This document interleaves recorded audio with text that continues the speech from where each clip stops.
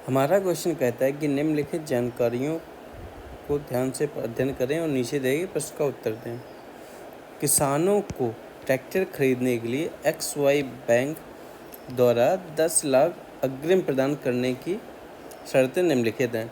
मतलब कि हमको ट्रैक्टर खरीदने के लिए 10 लाख एडवांस चाहिए, उसकी निम्नलिखित कंडीशन है। हमारी पहली कंडीशन क्या है कि किसान के पास कम से कम 5 एकड़ कृषि योग्य भूमि होनी चाहिए।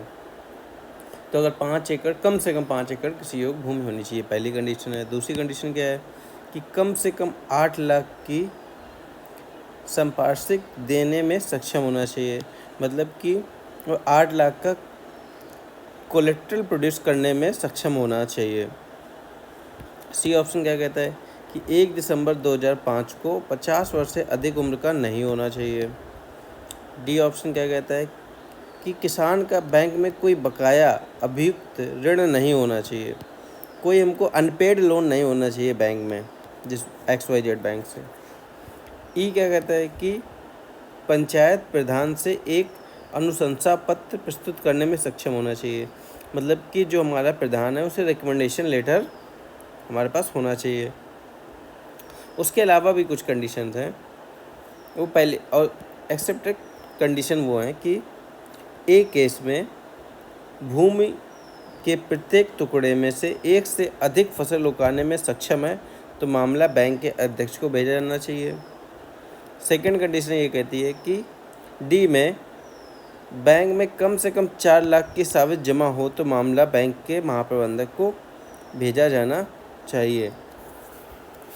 तो हमारा ये पहली कंडीशन कहती है कि अगर पहली कंडीशन फुलफिल नहीं है, अगर 5 एकड़ नहीं है लेकिन भूमि के प्रत्येक टुकड़े में एक से अधिक फसल उगाने में सक्षम है तो मामला अध्यक्ष को भेजा जाना चाहिए। और अगर हमारी डी कंडीशन जो है, जो हमारी जो डी कंडीशन है कि कोई ऋण बकाया नहीं होना चाहिए, उस केस में अगर कम से कम 4 लाख की सावधि जमा है, मतलब अगर हमारा कोई 4 लाख का डिपॉजिट फिक्स डिपॉजिट है तो ये मामला महाप्रबंधक को भेजा जाना चाहिए। अब अपने क्वेश्चंस को देखते हैं। अब हमारा क्वेश्चन कहता है कि रमन ने पंचायत प्रधान से एक अनुशंसा पत्र प्राप्त कर लिया है, तो एक कंडीशन तो हमारी फुलफ़िल हो गई। उसके पास 7 एकड़ कृषि योग्य भूमि है तो हमारी पहली कंडीशन भी फुलफ़िल हो गई। और वह 8 लाख की संपार्श्विक दे सकते हैं तो मतलब हमारी दूसरी कंडीशन भी फुलफ़िल हो गई। उनका जन्म 4 जुलाई 1955 को हुआ है। तो हमको जो देखना है वो 1 दिसंबर 2005 को देखना है। 1 दिसंबर 2005 को देखना है और 4 जुलाई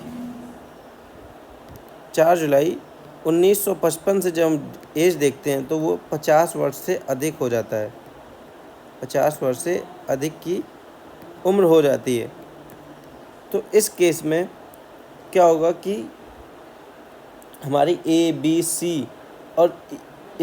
D और E तो कंडीशन फुलफ़िल हो रही हैं, लेकिन जो हमारी जो एज की कंडीशन है वो फुलफ़िल नहीं हो रही है, तो इस वजह से हम एडवांस नहीं ग्रांट कर सकते। तो हमारा ऑप्शन ए हो जाएगा।